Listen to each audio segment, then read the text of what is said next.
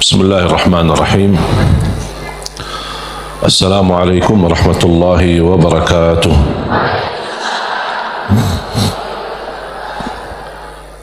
الحمد لله رب العالمين، وأشهد أن لا إله إلا الله وحده لا شريك له ولي الصالحين، وأشهد أن سيدنا ونبينا محمدا عبده ورسوله الصادق الأمين.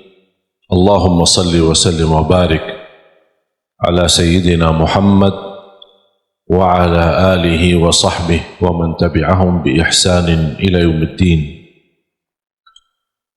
سبحانك لا علم لنا إلا ما علمتنا إنك أنت العليم الحكيم. الحمد لله وشكر الله.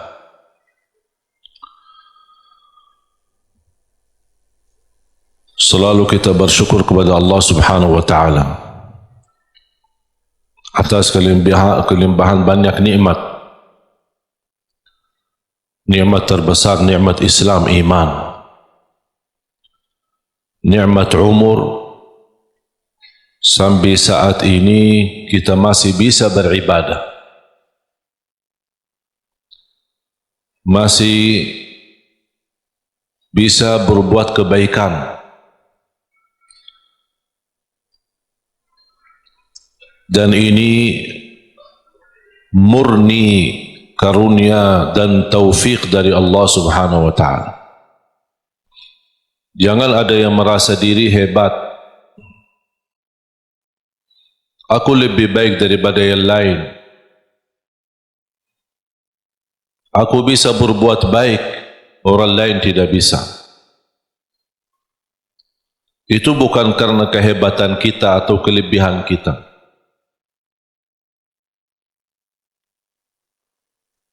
Kalau kita merasa diri bisa berbuat sesuatu, berarti harus kita banyak istighfar. Dan kita kembalikan segala karunia, segala kemampuan, segala ibadah, dan kebaikan yang kita lakukan, kita ingat ini karunia dari Allah Subhanahu wa Ta'ala. Iyyaka na'budu wa iyyaka nasta'in. Hanya kepadamu ya Allah kami beribadah, dan hanya kepadamu ya Allah kami memohon pertolongan. Di antara permohonan dan meminta pertolongan Allah Subhanahu wa Ta'ala adalah hidayah. Ihdinas siratal mustaqim. Hidayah dalam segala hal. Karena hidayah ada dua macam.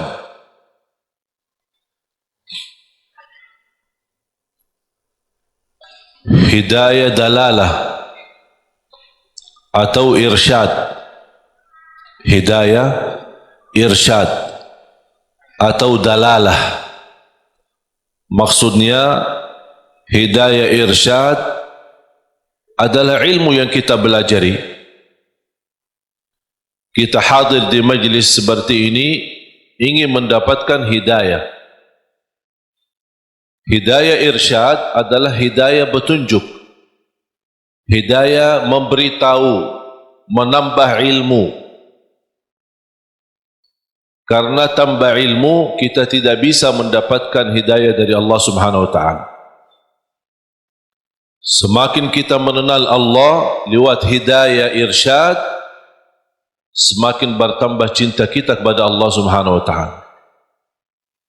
Dan hidayah irsyad itu tugas para nabi, dan sesudah para nabi dan rasul tugas para ulama. Membagikan hidayah irsyad, menyampaikan, memberitahu mana yang baik buat umat, mana yang tidak baik. Itu hidayah pertama. Termasuk anda sekalian, Bapak Ibu, menghadiri majlis tempat belajar ilmu. Selepas majlis anda kembali, anda membawa hidayah irsyad. bisa anda menyampaikan kepada keluarga yang tidak sempat hadir. Dan alhamdulillah dengan teknologi sekarang kita bisa berdakwah. Tidak harus kita memiliki ilmu yang banyak untuk berdakwah. Satu kebaikan yang kita belajari sampaikan kepada yang lain. Kalau kita belum sempurna mengamalkannya, barangkali yang kita sudah sampaikan orang lain bisa mengamalkan lebih baik daripada diri kita. Kita mendapatkan pahala yang sempurna. Oleh karena itu, buat apa kita berdakwah menyampaikan? Dan saya meyakinkan ketika saya menyampaikan sesuatu bukan karena saya lebih baik daripada bapa ibu, tapi saya berharap dari Allah, ya Allah, apa yang saya sampaikan barangkali ada di antara jamaah yang bisa mengambil dan menjadi lebih baik daripada saya. Itulah yang saya ingin mendapatkan pahalanya. Oleh karena itu ketika kita menyampaikan, jangan ada yang merasa diri, kok aku belum ustaz, aku belum berilmu, aku belum fantas, masih banyak kekurangan, dosa saya masih banyak. Ya semua kita berdosa. Siapa yang tidak berdosa? Coba sebutin manusia yang tidak berdosa. Hanya Nabi dan Rasul yang Allah selamatkan dan lindungi mereka. Selain itu semuanya berdosa. Sahabat Rasulullah SAW pernah berdosa dan semua ulama berdosa. Tidak ada yang maksum dan bersih dari dosa. Dosa besar, dosa kecil, tidak ada yang suci. Tapi karunia bagi ulama, aulia, salihin, ketika mereka berdosa, mereka sendiri tambah ditegur, tambah diingatkan, mereka sendiri sadar karena terisi hati mereka sifat malu sama Allah Subhanahu wa taala. Terlanjur jatuh dalam dosa, mereka segera bertaubat dan memohon ampun kepada Allah Subhanahu wa taala. Oleh karena itu, jangan kita melihat sifat kita yang menjadi hal menghalangi kita menyampaikan kebaikan. Kalau ada orang yang menolak kita, biarkan aja. Kita hanya sampaikan. Dan apa yang kita jalani lillahi ta'ala. Kalau memang lillahi ta'ala, jangan melihat nilai manusia. Ingat itu. Apapun yang anda lakukan lillahi ta'ala, jangan melihat apa kata manusia. Tolong hafal itu. Apapun amalan, ibadah, tahajud, hadir majlis ilmu, silatul rahim, apapun amalan kebaikan, kalau betul-betul lillahi ta'ala, jangan melihat atau mencari atau menunggu apa kata manusia. Karena manusia tidak semua bisa sama. Ada yang mengucapkan baik, ada yang mengucapkan sombong itu orang, dia merasa diri hebat, macam-macam, membuat tersinggung perasaan. Kemarin ada yang kirim Instagram, dia bertanya, kenapa saya setiap berbuat kebaikan dinilai sama orang lain buruk? Ini riya, ini apa? Saya bertanya, kamu kerjakan ini lillahi ta'ala bukan? Dia bilang, ya karena Allah. Ya udah, tidak usah lihat apa kata manusia, biarkan saja. Kalau anda berduli apa kata manusia, berarti itu bukan lillahi ta'ala. Dan itu yang disebutkan kata ikhlas. Dan jangan harap manusia puas, jangan harap manusia ridha. Kita berdakwah, tidak semua orang suka dengan dakwah kita. Ada yang suka, ada yang tidak suka. Apapun alasannya, biarpun tambah alasan, dalam hati tidak suka. Masa saya mau maksa-maksa dia harus suka? Atau saya berdebat, kenapa kamu tidak suka dengan dakwah saya? Apapun alasannya, terserah. Itu pilihan dia. Kenapa aku yang pusing? Kalau dia milih suka atau tidak suka. Makanya yang kita harus menjadi target buat kita adalah semata-mata apa yang kita kerjakan lillahi ta'ala. Sungguh kalau kita fokus seperti ini, insya-Allah tenang hati kita. Apa yang diucapkan oleh orang kita tidak berdulikan. Mau dia tetangga, mau dia sahabat, mau dia kerabat, tidak usah diberdulikan. Bahkan apa yang diucapkan oleh manusia, apalagi yang membuat perasaan kita tersinggung, jadikan teguran buat kita. Barangkali saya belum sempurna, barangkali saya belum baik, barangkali ada yang kurang. Udah menjadi pelajaran buat kita. Saya punya doa. Saya suka ketika mendengar berita ada orang koreksi saya atau menurani atau menyebutkan kata-kata yang kurang baik. Berhati-hatilah sama Syekh Ali Jabir atau apalah gitu. Begitu saya mendengar berita, saya suka mengucapkan satu doa.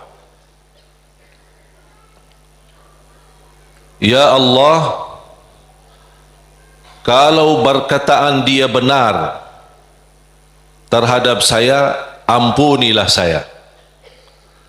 Kalau perkataan dia tidak benar, ampunilah dia. Udah selesai. Karena orang yang mengucapkan sesuatu pasti salah satu, benar atau salah. Kalau ternyata yang dia ucapkan fitnah, hanya ingin menjatuhkan nama baik, hanya ingin merusak nama baik, hanya ingin membuat fitnah, berarti saya mohon Allah ampuni dia. Semoga dia diampuni Allah. Tapi kalau apa yang dia ucapkan, oh ternyata benar, walaupun seberapa persen, oh benar, bagi saya ini menjadi pelajaran supaya saya lebih berhati-hati, lebih tambah ilmu, lebih mendalami agama, kemudian dan juga memohon ampun kepada Allah Subhanahu wa taala. Karena kita tidak maksum. Faham jamaah sekalian? Jadi tenang hatinya. Dengan ucapan orang yang jauh-jauh, malah kita yang pusing.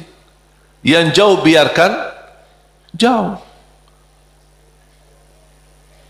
Dan kita harus mengetahui irda'un nasi ghayatul la tudrak.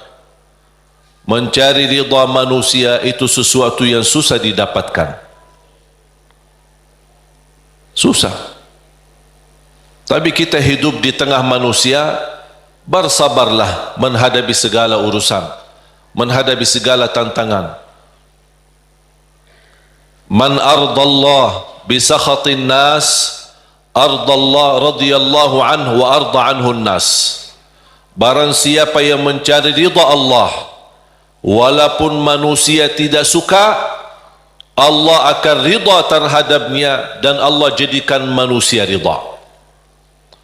Wa man ardan nas bisakhatillah, sakhitallahu anhu wa askhata anhu nas atau askhata alaihi nas. Dan barang siapa yang mengharapkan ridha manusia dengan kemurkaan Allah, ada orang yang na'udzubillah dia lebih berduli manusia daripada Allah. Yang penting manusia suka, yang penting orangnya senang. Kalau Allah dia tidak berduli. Apa yang akan terjadi kata Rasulullah SAW? Akan Allah murka terhadap dia dan Allah akan jadikan manusia tidak akan ridha terhadapnya. Berarti kuncinya di siapa? Di tangan Allah. Kembali kepada Allah Subhanahu wa taala. Makanya jemaah sekalian, ada satu ibadah bagi saya pribadi seindah ibadah. Indah ibadah, nikmat. Bahkan Rasulullah SAW sebutkan senjata bagi orang mukmin ibadah tersebut. Senjata. doa. Seindah ibadah bagi saya adalah doa. Bahkan orang yang tidak selalu berkenan berdoa kepada Allah, orang itu sombong. Sebagaimana Allah sebutkan di dalam surat Ghafir, surah 40 ayat 60. A'udzu billahi minasy syaithanir rajim. Wa qala rabbukum ud'uni astajib lakum.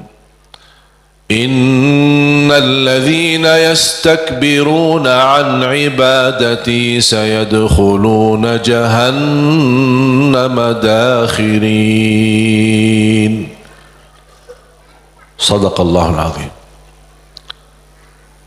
Wa qala rabbukum ud'uni astajib lakum. Allah memerintahkan kalian untuk berdoa kepadaku, kata Allah, aku akan ijabah. Berarti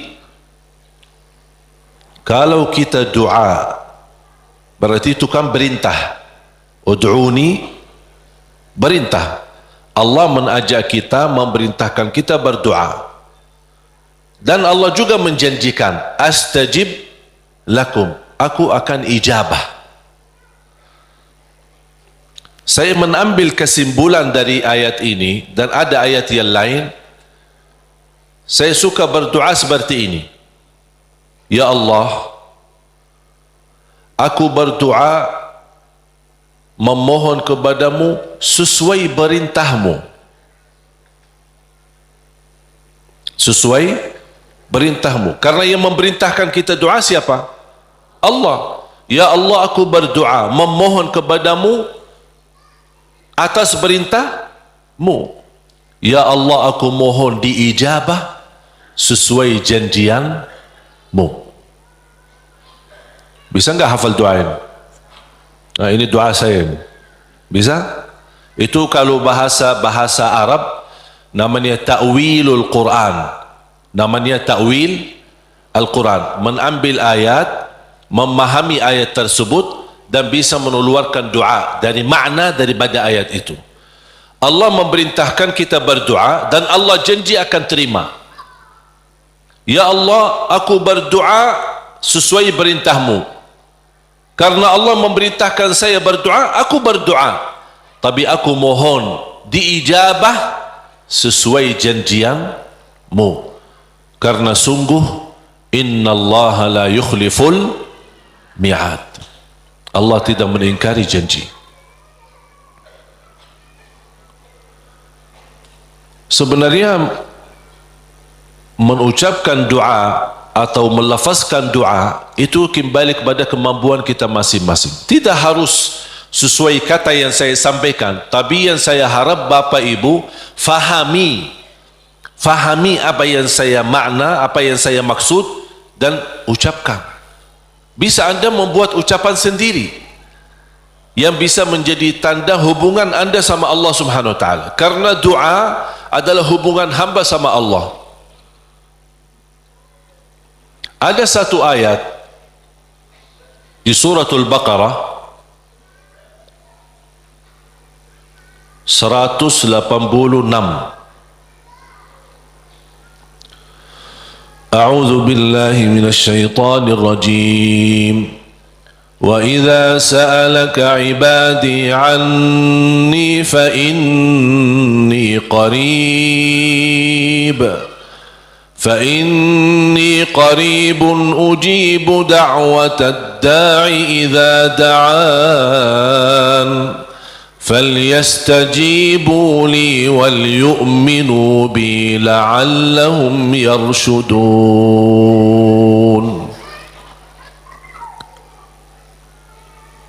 Ada sekelompok orang datang kepada Rasul. Ini sebab nuzul ayat ini. Arabbuna qaribun fanunajih am ba'idun fanunadih. Mereka bertanya sama Rasulullah SAW, ya Rasulullah, apakah Allah dekat? Cukup kami bermunajat fanunaji, atau Allah jauh perlu munadat. Munadat dalam bahasa Arab panggilan bagi orang yang jauh. Munadat. Kalau munajat, orang yang dekat. Makanya dalam bahasa Indonesia disebut apa? Kita bermunajat kepada Allah. Makanya ada sahabat bertanya, ya Rasulullah, apakah Allah dekat? Cukup kami munajat, artinya tidak perlu kerasi suara, tidak perlu teriak-teriak, karena Allah sudah dekat. Munajat namanya kalau bahasa Arab. Makanya ketika saya mendapatkan kata munajat dalam bahasa Indonesia, ini sebenarnya dari bahasa Arab. Munajat bahasa Indonesia sama munajat dalam bahasa Arab. Tapi punya makna. Kalau yang selama ini Bapak Ibu yang fahami barangkali daripada munajat, doa kan? Ada arti yang lain selain doa? Tapi kalau dalam bahasa Arab munajat, doa kepada Allah yang sangat dekat. Itulah artinya. Munajat, berdoa kepada Allah yang sangat dekat. Makanya disebut kata munajat.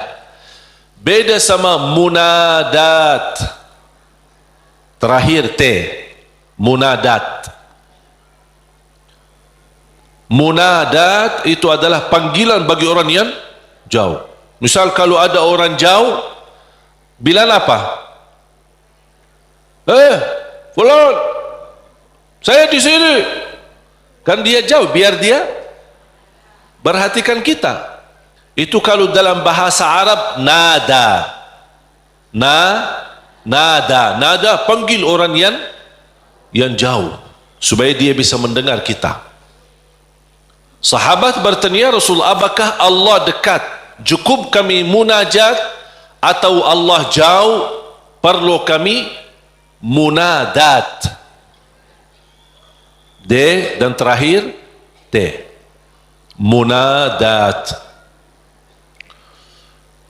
Rasulullah SAW diam, tidak menjawab. Turunnya wahyu membawakan ayat ini, Suratul Baqarah ayat 186.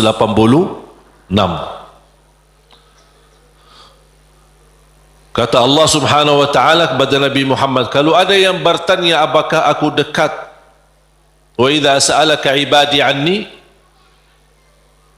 atau jauh, jawablah, fa inni qarib, aku sangat dekat. Fa inni qarib ujibu da'watad da'i idza da'an.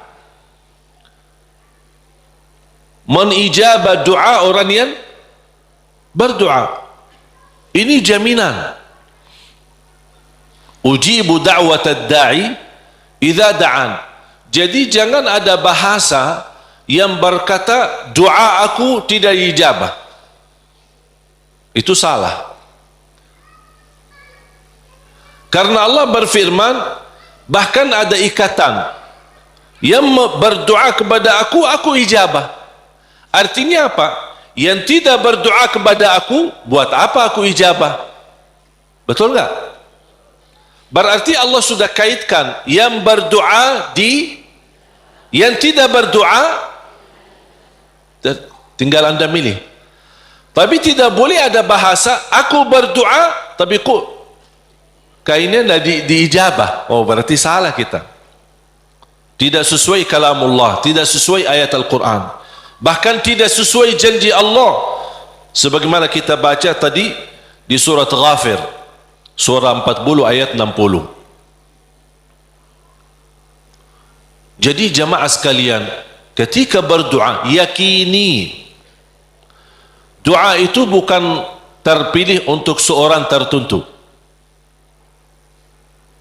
Boleh minta doa sama orang salih, guru kita, ulama, kiai, habaib, boleh. Ketika kita berkesempatan jumpa mereka, tolong doain, semoga lancar, boleh. Tapi kalau sudah ketemu, dah mau berdoa, mau enggak? Ya harus mau. Masa tunggu-tunggu orang-orang yang salih datang baru kita minta? Atau kita capek cari ke sana kemari? Kalau kita kebetulan di tempat yang tidak ada orang salih, bagaimana? Masa tidak mau berdoa? Kalau tidak mau berdoa, itu justru tanda orang sombong. Berdoa dengan keyakinan Allah pasti ijabah.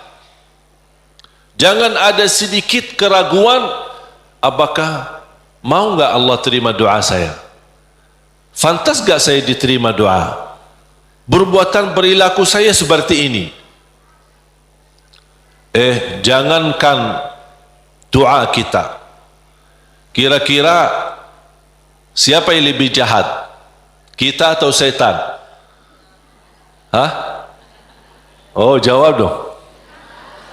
Oh, kalau ada yang jawab, aku lebih buruk dari setan, na'udzubillah ini.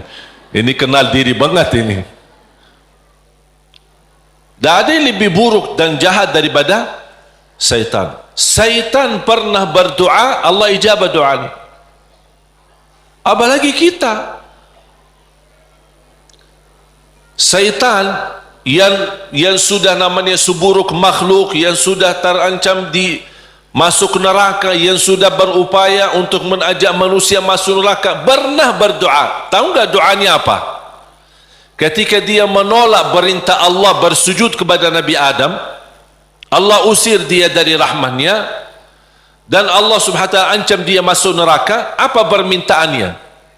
Dia minta satu, kalau memang seperti ini, ya Allah, mohon panjangkan umur saya sampai hari kiamat. Satu-satunya makhluk yang umurnya panjang sampai hari kiamat itu syaitan. Masih hidup.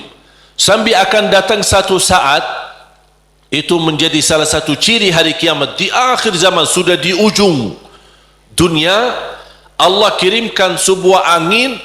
Setiap manusia beriman mencium angin itu, dihirup angin itu, akan langsung mati. Yang hanya tersisa di muka bumi yang tidak ada orang mengucapkan la ilaha illallah. Habis. Dan mereka sendiri yang nanti yang menjadi seburuk-buruk manusia di muka bumi, yang tidak ada sedikit pun beriman kepada Allah subhanahu wa ta'ala. Dan mereka yang akan menghadapi proses kejadiannya hari kiamat, sampai mereka mati semua total, baru Allah subhanahu wa ta'ala memerintahkan malaikat Israfil untuk meniup, dan kemudian keluar suara yang kencang, dan dihidupkan semua manusia kembali, yang baik, yang buruk, yang salih, yang talih, yang beriman, yang tidak beriman, semua akan dihidupkan kembali sama-sama. Jadi syaitan diijabah doanya. Kira-kira mana yang lebih fantas diijabah doa, syaitan atau kita? Kita sujud karena Allah, ibadah karena Allah, cukup di hati memiliki iman kepada Allah, itu sudah cukup menjadi bukti diijabah doa kita. Apalagi kalau disertai dengan berbuat kebaikan yang lain. Jangan ada yang membuat kita putus asa. Salat kita jarang, atau banyak kelambat salat, atau ketiduran salat. Yang namanya manusia, bertaubatlah. Taubat. Suka ketiduran salat subuh, insyaAllah ada satu saat taubat, insyaAllah bangun salat subuh. Jangan menjadikan dosa membuat kita putus asa dari segala hal. Semuanya berdosa, bahkan harus berdosa. Tak ada manusia yang tidak berdosa. Sampai Rasulullah SAW bersabda, bukan kata saya, tapi itu bersabda Rasulullah SAW, kullu ibnu Adam khata', semua keturunan Adam bersalah, berdosa. Wa khairul khatta'in at-tawwabun, tapi yang baik atau yang terbaik di antara yang bersalah, yang suka bertaubat. Siapa yang makhluk yang tidak berdosa? Tahu enggak? Malaikat. Malaikat satu-satunya makhluk yang tidak boleh berdosa. Tidak boleh berdosa, tidak boleh lupa, tidak boleh lelah, tidak boleh capek, dan ibadah seterus-terusnya sampai mati. Mengapa? Karena Allah menciptakan mereka seperti itu. Allah menciptakan malaikat dari cahaya, tugasnya la ya'suna Allah ma amarahum wa yaf'aluna ma yu'marun. Sebagaimana Allah Subhanahu wa taala berfirman di surah At-Tahrim, sifat mereka, karakter malaikat adalah mereka tidak pernah berdosa dan bermaksiat terhadap perintah Allah Subhanahu wa taala, dan selalu mereka mengikuti dan melaksanakan perintahnya. Itu malaikat. Makanya tidak ada malaikat yang diajak bertaubat, tapi kita manusia harus berdosa. Sebagaimana bersabda Rasulullah SAW, semua keturunan Adam bersalah, berdosa. Yang terbaik di antara mereka adalah yang suka bertaubat. Dosa sengaja, dosa tidak sengaja, dosa kecil, dosa tidak kecil, dosa tulisan. Sekarang karena kita bergaul dengan sosial media, pasti ada kata-kata. Ada dosa yang membawa perasaan, mengikuti perasaan, cinta, ucapkan kata-kata melalui WhatsApp atau bersama teman, melembar kata barangkali awalnya tidak sengaja membuat dia jatuh cinta, besok lama-kelamaan menjadi pacaran. Ini kan awalnya dari dosa ucapan. Ketik namanya, ketik dosa. Diketik dosa itu, ketik, tik, tik, tik, tik. Awalnya enak kan? Awalnya hanya ngobrol kan? Ngobrol biasa. Lama-kelamaan ada ucapan. Berapa ketikan kita yang bertahun-tahun atau berbulan-bulan, berapa banyak yang kita ketik? Berapa kata? Coba. Makanya bayangkan jamaah sekalian, karunia dari Allah, kalau setiap kata yang kita tuliskan ini dosa dan maksiat, Allah hukum kita habis. Sudah habis kita. Berapa ucapan yang kita ucapkan? Apakah anda bisa jamin segala ucapanmu 100% bersih? Tidak bisa. Ada yang anda ucapkan tanpa sengaja membuat orang lain tersinggung, itu dosa. Membuat orang lain sakit hati, apalagi kalau sengaja. Makanya kenapa kita disuruh banyak istighfar? Karena dosa-dosa yang kita lakukan, tanpa kita sadari, mudah-mudahan diampuni Allah Subhanahu wa taala. Makanya salah satu karunia, kata Rasulullah SAW, wassalatu ila salam mukaffirat. Salat dengan salat selanjutnya di antaranya adalah terhapus dosa-dosanya.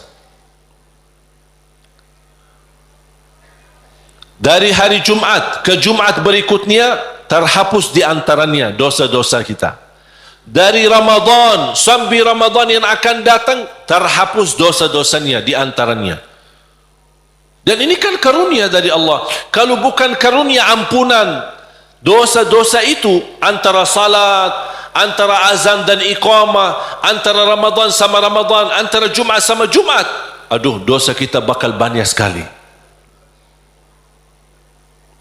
Makanya ada seorang curhat kepada Imam Al-Hasan Al-Basri rahimahullah, aku dulu suka tahajud, tiba-tiba malas tahajud. Apa jawab beliau? Terikat dirimu dengan dosa. Yang membuat kamu berat bangun tahajud dosamu, bukan malas. Ada orang, kok kenapa malas? Bukan malas, tapi ada dosa yang kita lakukan. Barangkali belakangan kita sering membuat hati ibu kita sakit. Ibu mengharapkan sesuatu, tapi kita malah menolak, membuat dia tersinggung. Di saat kita duduk bersama ibu, kita tidak merasa hatinya tersinggung. Kita pergi tidur malam hari, kok dah bangun tahajud. Oh, ternyata dosa kesinggungan hati ibu membuat kita terikat, tidak bisa bangun tahajud. Apalagi dosa yang sengaja kita lakukan. Jadi ketika kita merasa kekurangan ibadah, segera bertaubat dan istighfar. Karena kekurangan ibadah bukan karena malasmu, bukan karena merasa diri sudah bosan beribadah, tidak. Pasti ada dosa. Harus bertanya diri, dosa apa yang saya lakukan sampai saya begitu malas ibadah? Dosa apa yang saya lakukan sampai sudah berubah sifat saya? Dulu saya suka salat di masjid, kok kenapa sekarang tidak suka ke masjid? Ada apa? Itu saking bahayanya dosa, sangat pengaruh dalam kehidupan kita. Makanya kalau kita terus beristighfar, selalu beristighfar, jangankan kita beristighfar karena dosa maksiat, beribadah saja kita butuh istighfar. Contoh, habis salat, Assalamualaikum warahmatullahi wabarakatuh, Assalamualaikum warahmatullahi wabarakatuh, terus Astaghfirullah. Kenapa? Apakah kita berbuat dosa? Apa itu salat dosa? Tidak, salat itu kebaikan. Tapi kenapa kita diminta habis selesai salat beristighfar? Seandainya ada kekurangan dalam salat kita, pasti kurang khusyuk, kurang ikhlas, banyak kekurangan dalam salat kita. Ya Allah, mohon diampuni dengan istighfar. Maka Rasulullah SAW sebagaimana diceritakan suka beristighfar dalam sehari lebih dari 70 kali. Ada satu riwayat 100 kali beristighfar. Bahkan kata Abdullah bin Umar radhiyallahu anhuma, saya duduk satu majlis sama Rasul, saya suka mendengar bisikan Rasul beristighfar, Rabbighfirli wa tub alayya innaka antat tawwabul ghafur. Rabbighfirli wa tub alayya innaka antat tawwabul ghafur. Ada satu riwayat, Rabbighfirli wa tub alayya innaka antat tawwabur rahim. Dalam satu duduk, sekali duduk 100 kali. Kata Abdullah bin Umar, saya mendengar bisikan Rasulullah SAW beristighfar seperti itu, Rabbighfirli wa tub alayya innaka antat tawwabul ghafur. Sudah hafal belum? Coba, Rabbighfirli wa tub alayya innaka antat tawwabul ghafur. Memohon ampun, mohon diijabah dan diterima taubatnya. Allah subhanahu wa ta'ala maha penerima taubat dan maha pengampun. Bapak ibu jamaah sekalian dimuliakan Allah subhanahu wa ta'ala, kembali lagi semua berdoa. Jangan ada yang ragu-ragu terhadap doanya. Dan ingat, doa kita pasti diijabah walaupun proses melalui 3 hal. Doa pasti diijabah walaupun proses melalui 3 hal. Yang pertama, diijabah doa kita menolak takdir yang buruk, menghilangkan takdir yang buruk. Contoh, kita memohon, ya Allah kasih aku jodoh, tapi jodohnya belum datang. Ternyata dalam takdir, karena kita sering berdoa meminta sesuatu, Allah sudah ijabah, tapi Allah memilih daripada memberi jodoh, ada yang lebih daripada itu. Apa? ternyata ada takdir yang jauh lebih buruk daripada jodoh yang kita minta. Makanya Allah geserkan takdir buruk itu karena doa kita. Turunnya bala, turun bala dari langit. Bala turun dari langit. Doa naik dari bumi, dari kita. Pas di udara bertemu, bala sama doa berantem. Perkelahi antara doa sama bala. Yang kalah siapa? Bala, dan doa naik. Artinya bala tidak jadi turun. Itu saking kuatnya dan berkahnya doa kita. Berarti doa pasti diijabah. Proses pertama, doa yang kita minta Allah belum ijabah secara langsung sesuai permintaan, tapi Allah menolak sebuah bala yang kita tidak tahu. Misal, tertulis dalam takdir kita hari ini akan kena kecelakaan motor.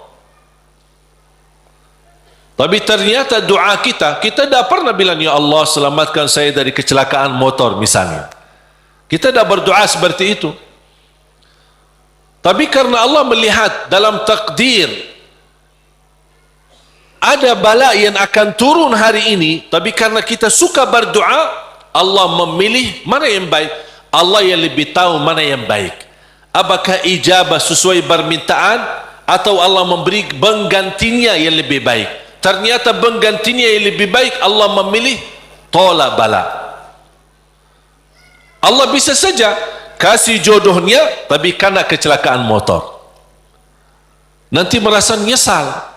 Aduh, baru sudah nikah atau ketemu jodohnya malah dirawat di rumah sakit. Kesal enggak? Merasa aduh gimana gitu. Makanya percaya jamaah sekalian, pilihan Allah itulah yang terbaik. Ada orang minta sama saya, boleh enggak saya berdoa? Saya suka sama seorang misal. Saya jatuh cinta sama dia. Boleh enggak saya berdoa, ya Allah aku minta dia, si fulanah itu, si ini. Boleh enggak saya berdoa seperti itu? Saya jawab apa? Kira-kira jawab apa? Boleh-boleh saja. Tapi saya usulkan, serahkan aja kepada Allah. Dan apa? Ya Allah, kalau memang dia baik bagi saya, mudahkan. Kalau tidak baik, ganti yang lebih baik. Tapi gimana aku jatuh cinta sama dia? Nah, itu beda urusan.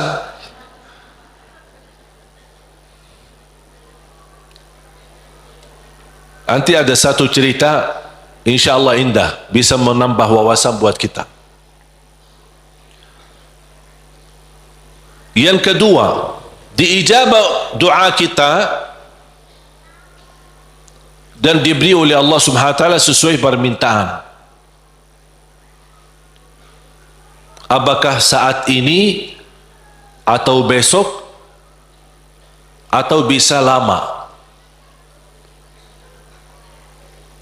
Tapi kita percaya pilihan Allah itulah yang terbaik.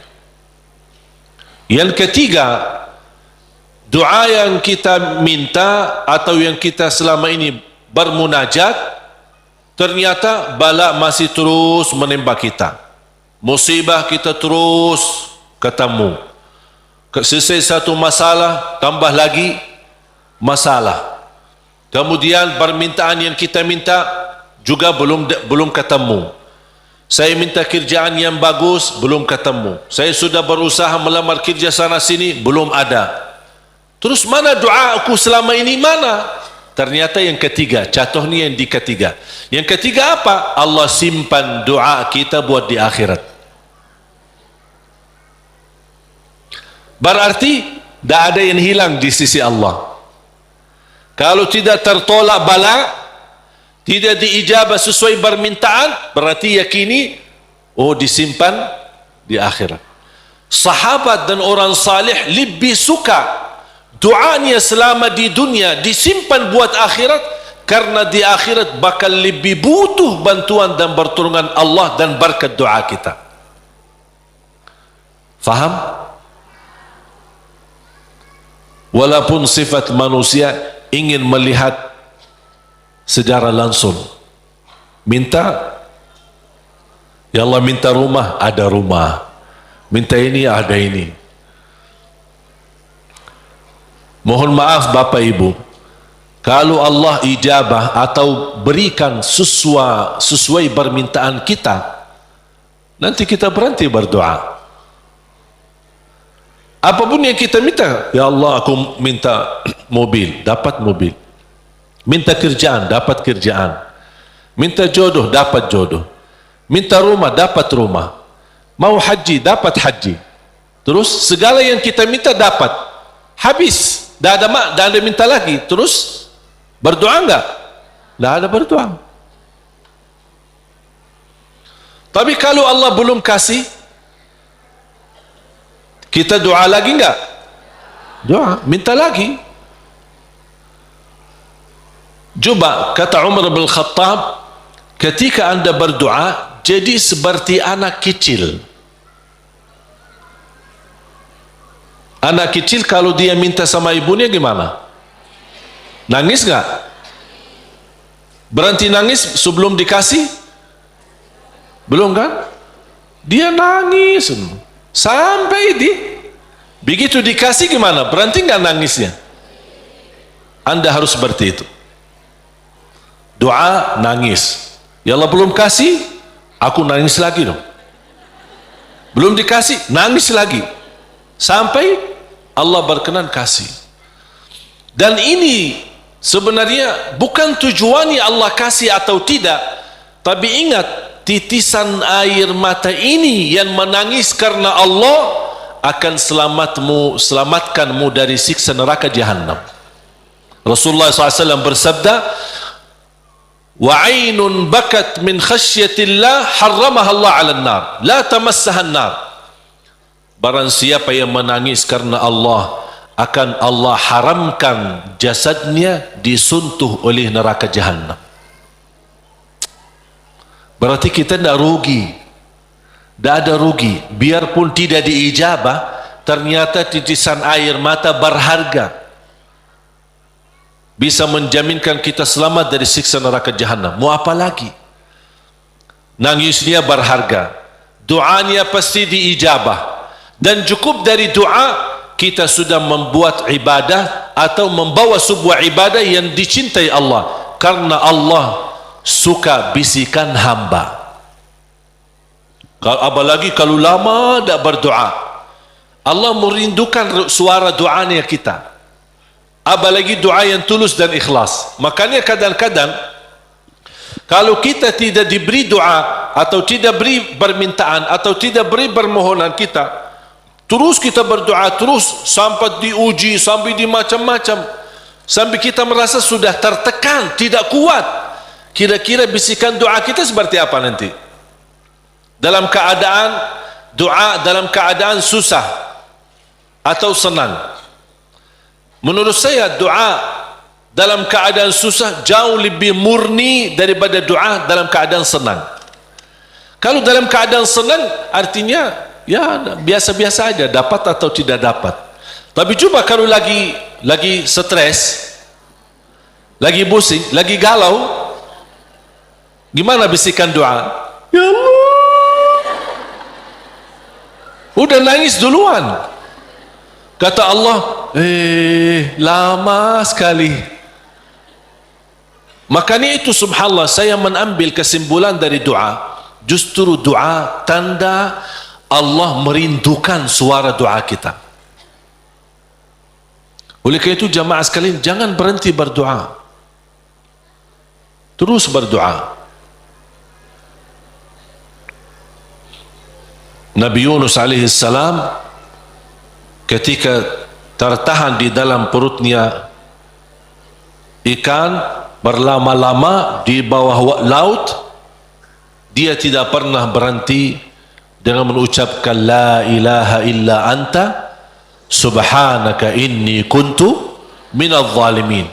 Kata Imam Ibnul Qayyim rahimahullah, barang siapa yang membaca doa ini dengan sepenuh keyakinan, pasti diijabah oleh Allah hajatnya. Karena Allah habis doa ini, apa kata Allah? Fastajabna lah, kami terima dan menijabah doanya. La ilaha illa anta subhanaka inni kuntu minadh zalimin. Oleh kerana itu kembali lagi, doa kita diijabah atau tidak? Saya bertanya, doa kita diijabah atau tidak? Diijabah. Yakin? Terus berdoa dalam keadaan apapun, selalu kita berdoa. Apalagi dalam keadaan susah yang kita yakini tidak ada Tuhan yang bantu kita, tidak ada makhluk yang bisa menolong kita, tidak ada sesuatu yang bisa mengangkat segala musibah dan bala yang kita hadapi, hanya Allah subhanahu wa ta'ala. Apalagi dalam sujud, sempatkan dalam sujud, karena Rasulullah SAW bersabda, aqrabu ma yakunul abdu ila rabbi wa huwa sajid. Hamba ketika dalam keadaan sujud, posisinya sangat dekat kepada Allah. Makanya di akhir hadis Rasulullah SAW bersabda, fa'akthiru minad du'a, barbanyalah doa. Bisa menikmati doa insyaAllah mulai hari ini. Doa menurut saya sesuatu hubungan yang sangat indah sama Allah. Apalagi kalau bisa berdoa dengan cara curhat. Bisa enggak curhat sama Allah? Kalau lagi galau suka curhat enggak? Sering saya terima, Ustaz boleh curhat enggak? Terus saya bilang apa ya? Boleh atau tidak? Saya bertanya, sudah curhat sama Allah belum? Dia bilang belum. Mau sama Ustaz dulu katanya. Ada saja. Belajar bagaimana bisa curhat. Sungguh kalau kita sudah biasa curhat sama Allah, tidak bakal curhat sama manusia. Jadi ketika berdoa, jangan hanya minta, ya Allah tolonglah, tolonglah ya Allah, ampunilah. Jangan hanya suka minta, cerita. Bisa enggak anda cerita? Allah kan lebih tahu. Allah tahu segala sesuatu. Tapi salah apa kalau saya cerita? Apa yang terjadi hari ini? Ya Allah, aku sudah niat baik, niat tulus, dan saya pergi ke sana malah seperti ini, dicaci maki, dihina, malah dianggap, dan suuzzan, buruk sangka. Habis gimana ya Allah? Cerita, curhat, seperti meminta solusi dari Allah Subhanahu wa taala. Kalau belum merasa ada jalan, wallahi akan merasa nikmat. Cukup anda bisa nikmat bersama Allah Subhanahu wa taala. Sebagaimana Nabi Yaqub ketika kehilangan anaknya, ada dia berkata apa? Qala innama ashku bathi wa huzni ila Allah. Aku hanya mampu curhat kepada Allah Subhanahu wa taala. Aku ingin cerita, padahal Allah tahu apa yang terjadi, tapi dia ingin cerita lagi sama Allah Subhanahu wa taala. Ungkapkan cerita ini kepada Allah, itu sudah merasa diri dan membuat hati kita tenang. Kembali kepada hidayah, dan saya tutupi cerita.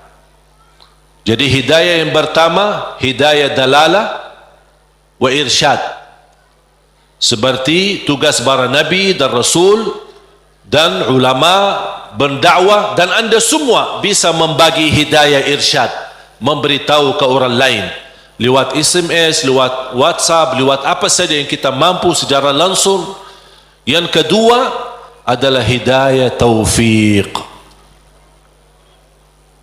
Hidayah taufiq.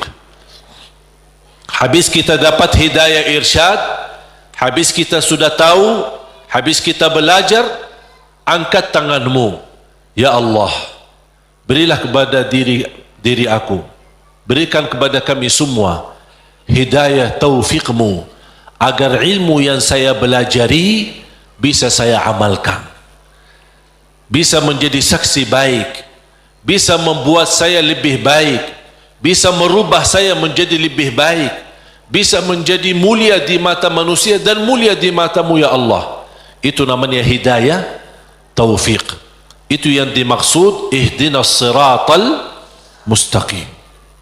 Makanya ketika kita sudah membaca Al-Fatihah dan setelah memuji Allah Subhanahu wa taala, kita meminta hidayah taufik dari Allah Subhanahu wa taala, meminta petunjuk dalam segala hal. Dalam rumah tangga kita mohon hidayah taufik.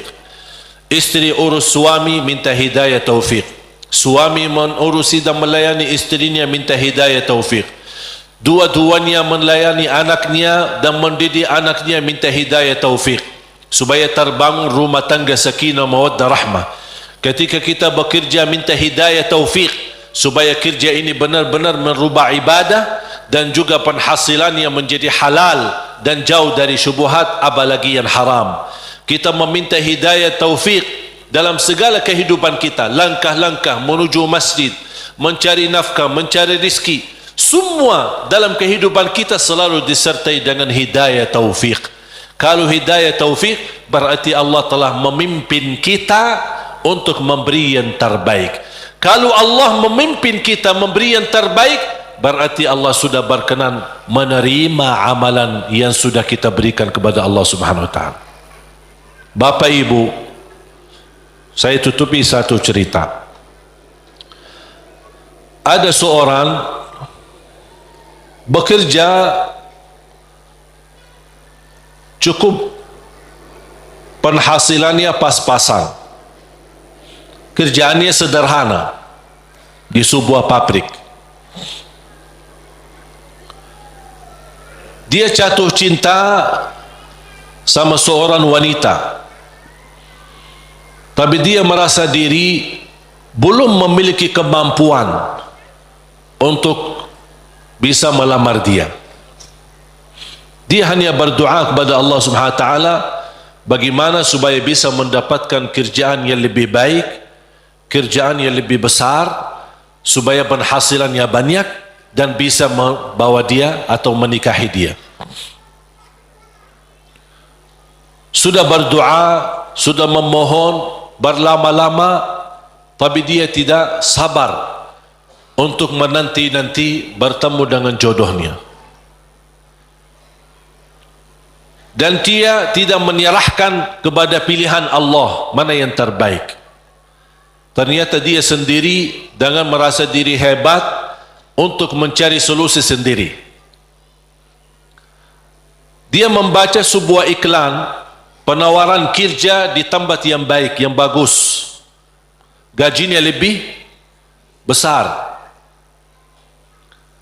Dia membuat surat memundurkan diri dari tempat kerjaan untuk melamar kerjaan yang baru.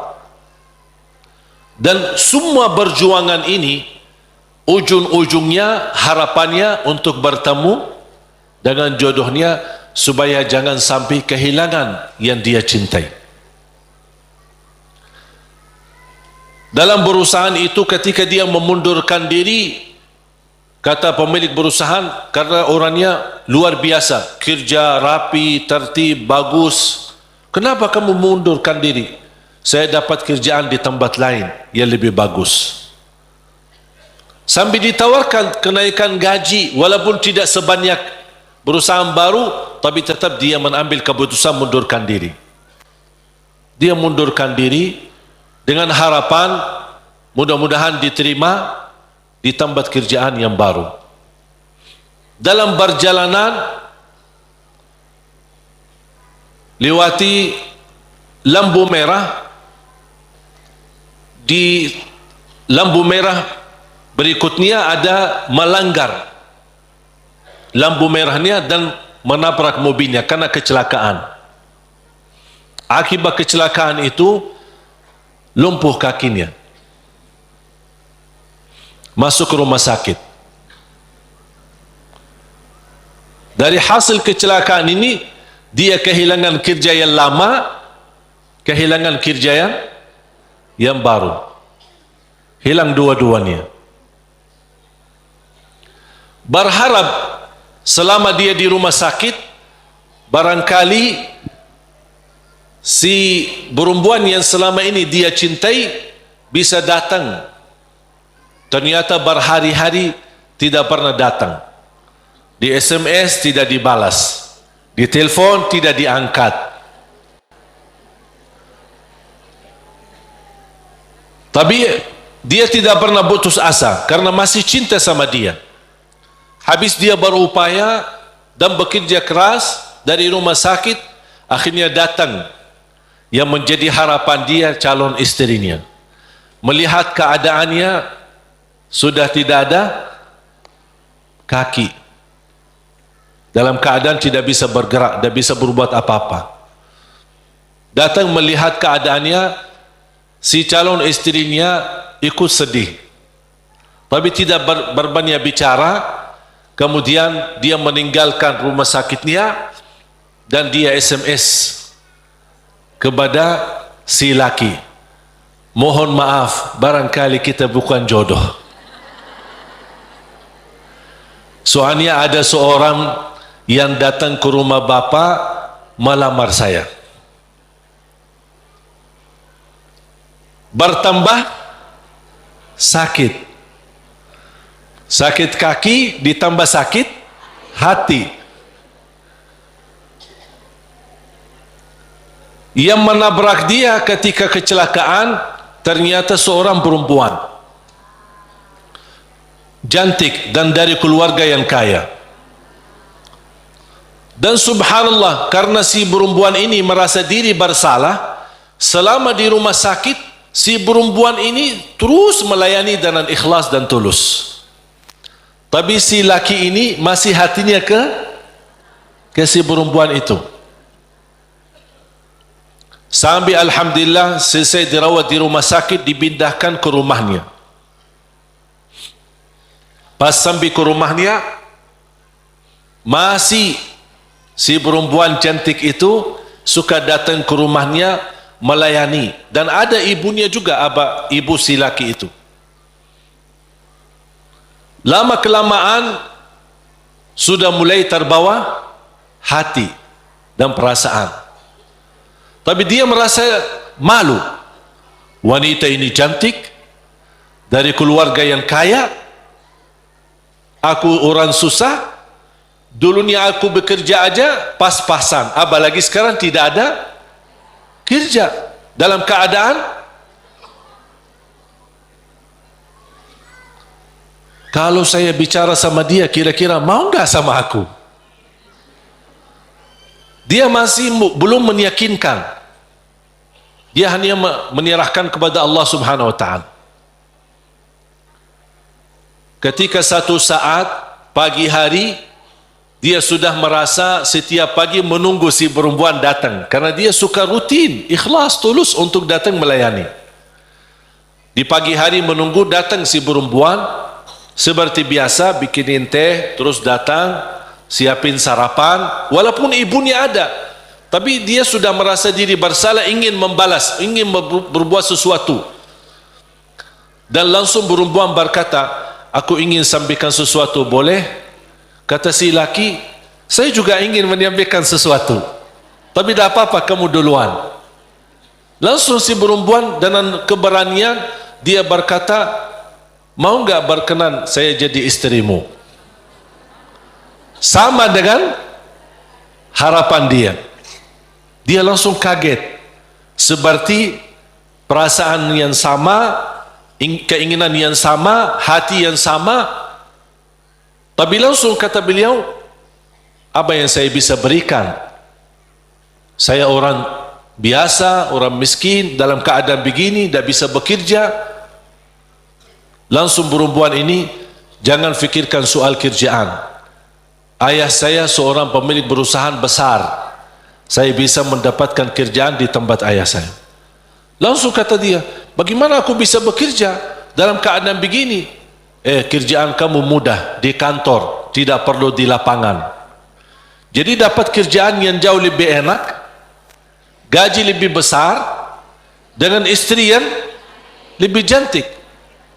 Gimana si wanita itu, si perempuan itu yang melamar dia sudah nikah, ternyata hasil nikahnya tidak bertahan lama, cerai. Kenapa cerai? Karena tidak bisa punya keturunan. Sedangkan si laki yang kena kecelakaan, dia ingin nikahi perempuan itu karena ingin mendapatkan keturunan, karena dia suka sama anak-anak. Allah tahu kesukaan dia tidak akan dapat dengan perempuan ini, makanya Allah memilih dia dapat perempuan yang jauh lebih cantik, lebih kaya, bahkan terjamin mendapatkan keturunan.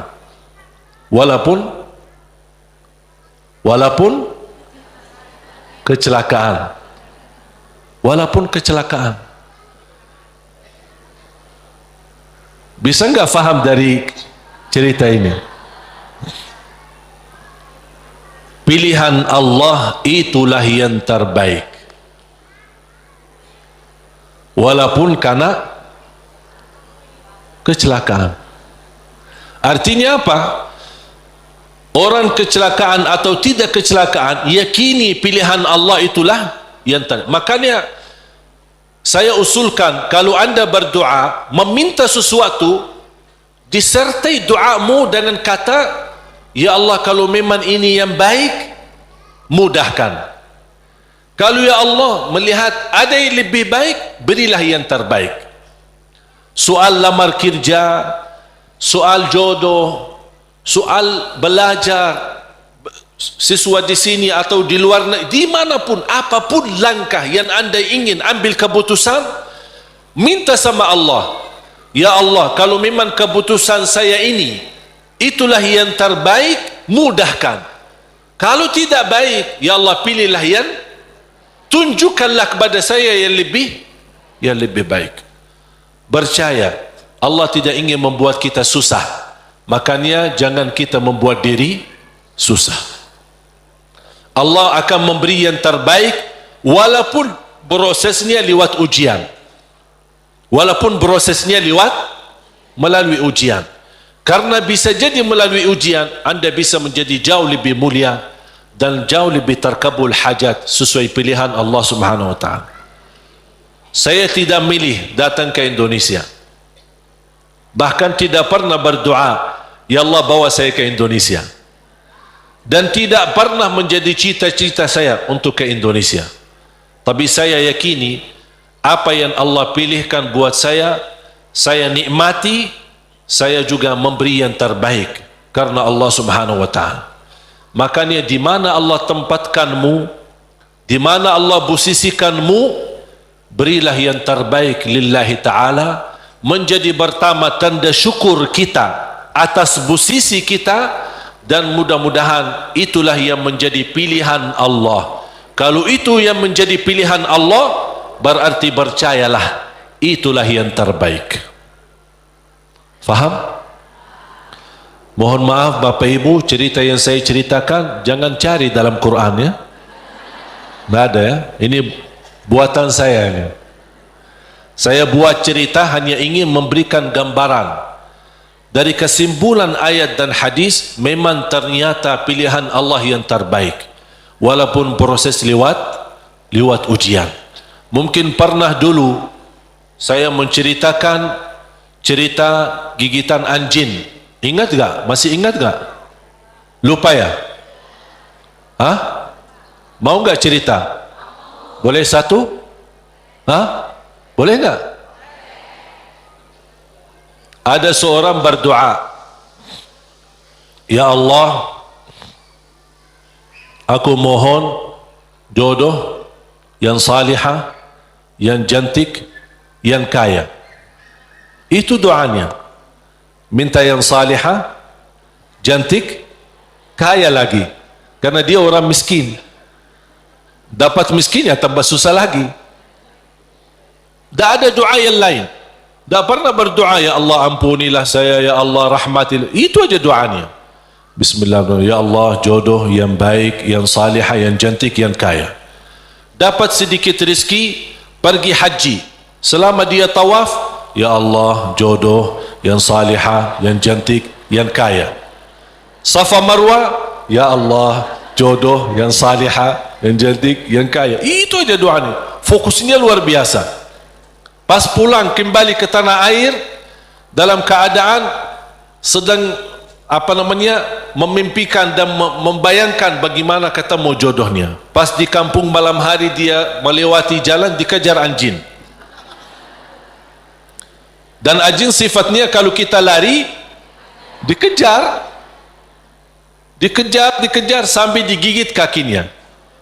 Datang ambulan dibawa ke rumah sakit. Pas dalam perjalanan dia merasa nyesal. Ya Allah, selama ini minta jodoh yang salihah, yang cantik, yang kaya, masa dikirimkan anjing? Merasa tidak terima gitu. Jadi aku selama ini minta ini kok dikirimin anjing? Artinya ujian. Dia tidak mau, merasa diri tidak terima. Pas sampai ke rumah sakit, dirawat sama seorang dokter yang salihah, yang cantik, yang kaya, jadi jodohnya.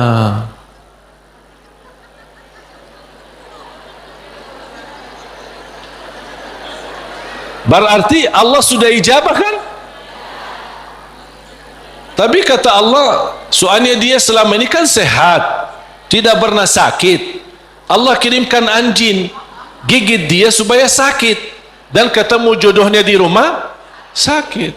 Alhamdulillah. Ya insyaAllah mudah-mudahan digigit.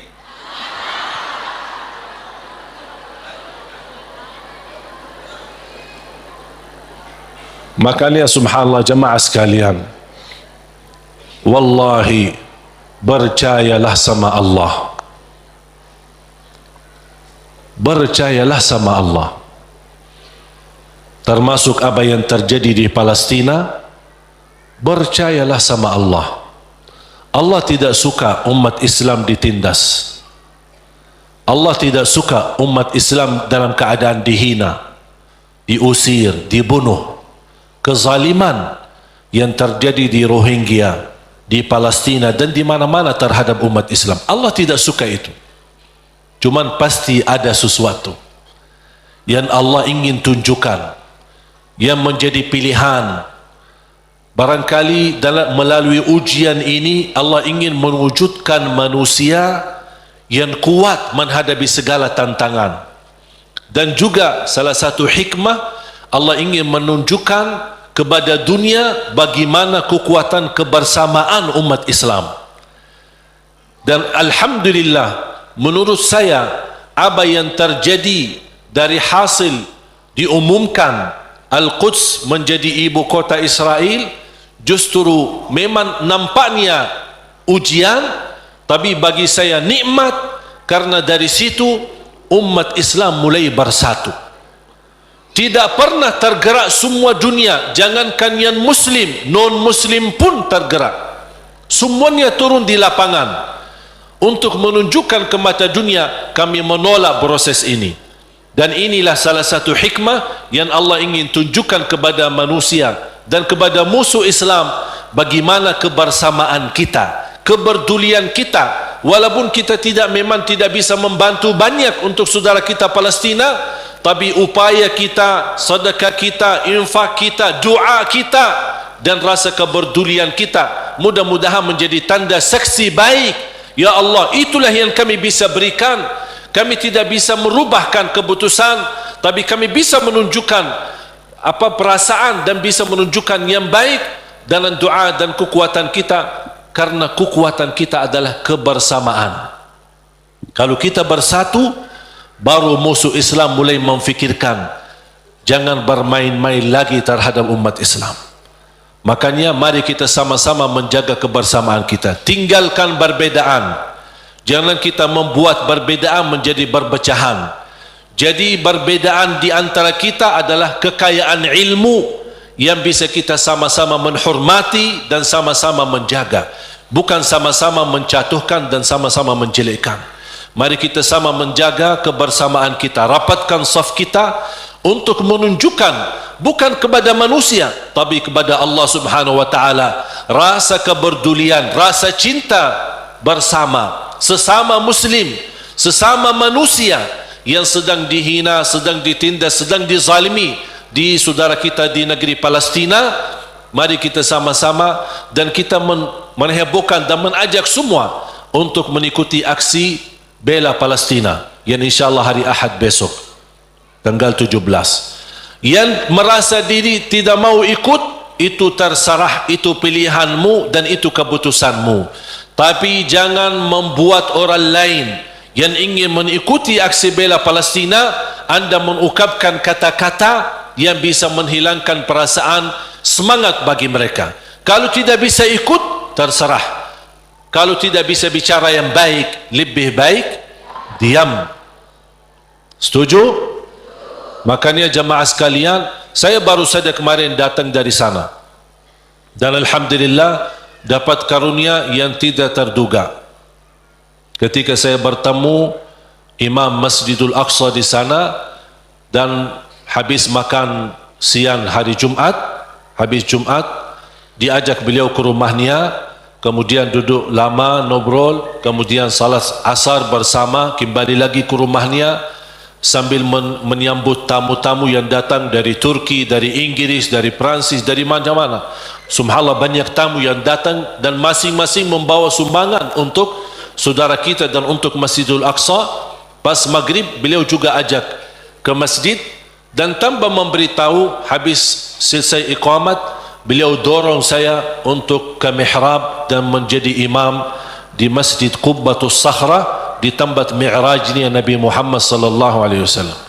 Saya jujur saja tidak bisa terbayang bagaimana karunia dari Allah Subhanahu wa taala bisa menjadi imam umat Islam di tanah suci Palestina, di area Masjidul Aqsa dan Qubbatus Sakhra. Makanya subhanallah, apa yang saya nikmati dan alami di sana luar biasa. Memang saudara kita berjuangannya bukan main. Saya melihat anak-anak kecil, bahkan warga Palestina, Masya Allah luar biasa. Dari jam 3 sudah mereka berdiri di depan pintu-pintu Masjidul Aqsa, yang sebelum masuk ke area masjid kan ada halaman besar kayak bagar, dan bagar itu ada pintu-pintu. Memang sayang sekali pintu-pintu yang di bagar itu dikuasai oleh orang Yahudi Israel, dan senjata, di bawah mereka senjata menjaga, dan kita menunggu dari jam 3 sampai jam 4 baru dibuka pintu, baru kita bisa masuk untuk salat tahajud. Subhanallah, bisa saya melihat orang-orang Palestina, kalau saya hanya sebagai berkunjung ke sana 2 hari, 3 hari, paling lama 1 minggu, kemudian kembali lagi. Saya bayangkan orang-orang tua-tua, pemuda-pemuda, wanita yang warga sana, yang memang tinggal dekat sana setiap hari bertahun-tahun, yang sudah proses melalui lebih dari 70 tahun dalam keadaan seperti ini, tapi subhanallah mereka masih sabar. Tidak ada yang mundur, tapi masih terus bisa datang duluan dari jam 3 dengan harapan dibuka pintu. Walaupun mereka tahu dibuka pintu sebelum subuh 1 jam, tidak boleh lebih sebelumnya, tapi subhanallah tetap mereka dengan segala harapan sama Allah Subhanahu wa taala. Inilah yang menurut saya melihat perjuangan ini membuat saya semangat. Saya hanya 1 hari 2 hari aja sudah merasa kesal sama orang Yahudi yang menjaga. Bagaimana mereka yang 60 tahun, bagaimana kesabaran dan perjuangan mereka. Makanya jamaah sekalian, Allah punya hikmah. Apa yang terjadi di negeri Palestina, Allah ingin mewujudkan generasi-generasi yang insyaAllah kuat imannya, kuat menghadapi tantangannya, dan inilah mereka yang akan diwujudkan oleh Allah, yang akan mampu membebaskan dan memerdekakan insyaAllah negara Palestina. Sebagaimana Indonesia berhasil merdeka, kita insyaAllah juga mendoakan insyaAllah ada satu saat kita semua bergembira dengan kemerdekaan negeri Palestina dan kemerdekaan Masjidul Aqsa, dan yakini itu yang akan terjadi. Ini bukan kata saya, tapi kata Rasulullah SAW. Sebagaimana Masjidul Aqsa diambil oleh mereka, akan Masjidul Aqsa kembali di tangan umat Islam. Walaupun memang prosesnya cukup lama, dan kita berharap sama Allah, tanpa kita putus asa, kapan tiba saatnya Allah akan memberi yang terbaik untuk umat Islam. Amin ya rabbal alamin. Mari kita sama-sama berdoa. Dan jangan lupa ketika ada kesempatan untuk kita membantu saudara kita lewat aksi hari Minggu besok, aksi bela Palestina, lewat doa kita, lewat sedekah kita, dan insyaAllah mudah-mudahan di bulan Januari saya berusaha bisa kembali ke sana, mudah-mudahan bisa berjalan lancar. Doakan, mudah-mudahan insyaAllah apa yang kita harapkan untuk saudara kita mudah-mudahan dikabul oleh Allah subhanahu wa ta'ala. Bismillahirrahmanirrahim. Alhamdulillahi rabbil alamin. Ya Rabbi lakal hamdu kama yanbaghi li jalali wajhikal karim wa li azimi sultanik. Allahumma salli ala Muhammad wa ala ali Muhammad.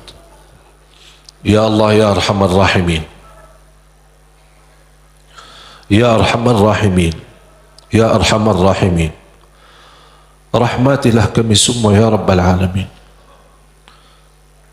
Kami hamba yang lemah, yang masih banyak dosa dan maksiat, banyak kesalahan terhadap diri kami, kesalahan terhadap orang tua kami, kesalahan terhadap saudara kami. Ya Allah, kami sangat membutuhkan rahmat-Mu, karena rahmat-Mu akan mampu memimpin kami dalam kehidupan kami sampai akhir hayat. Rahmatilah kami semua, hidupkanlah kami dalam keadaan iman, wafatkanlah kami dalam keadaan Islam.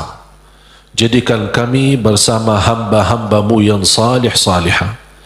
Ya Allah, doa kami untuk saudara kami di Palestina.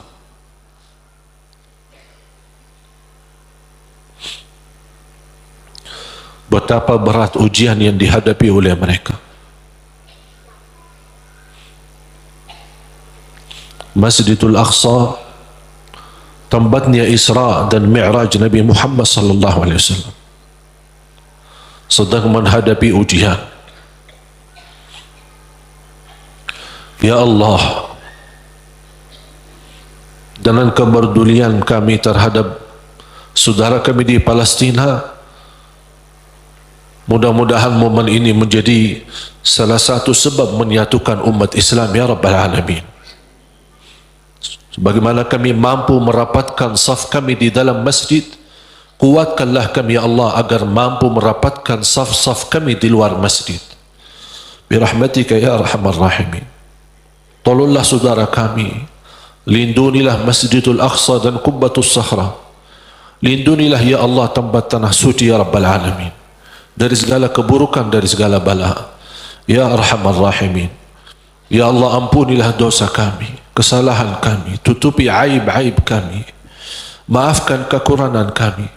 Aku mohon ya Allah untuk semua yang hadir, selepas majlis ini masing-masing pulang sudah diampuni segala dosanya.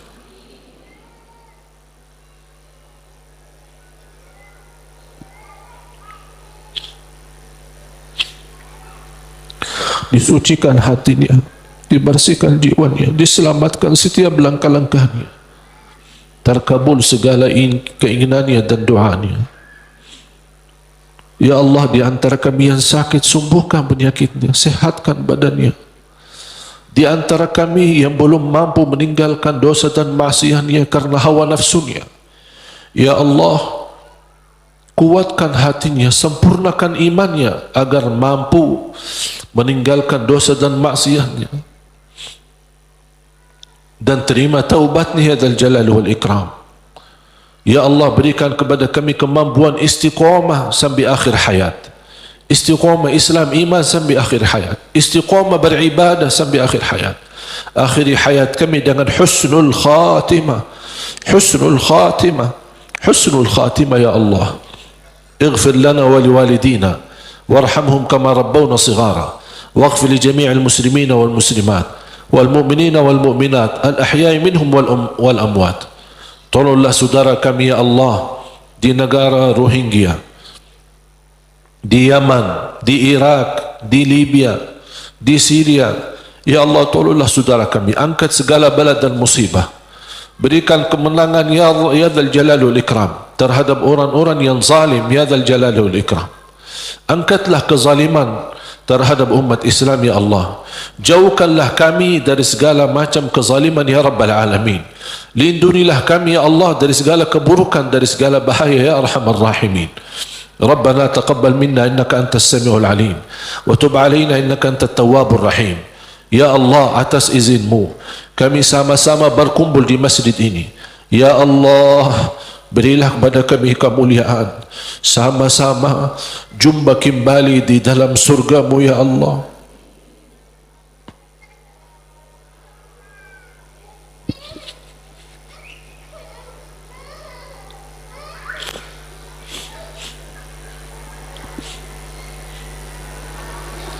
Berikan kepada kami kemuliaan, sama-sama bertemu kembali di dalam surgamu ya Allah bersama Nabi Muhammad sallallahu alaihi wasallam.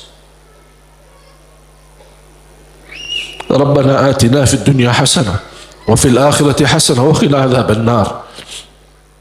Wa sallallahu ala sayyidina nabiyina Muhammad wa ala alihi wa sahbihi wa baraka wa sallam.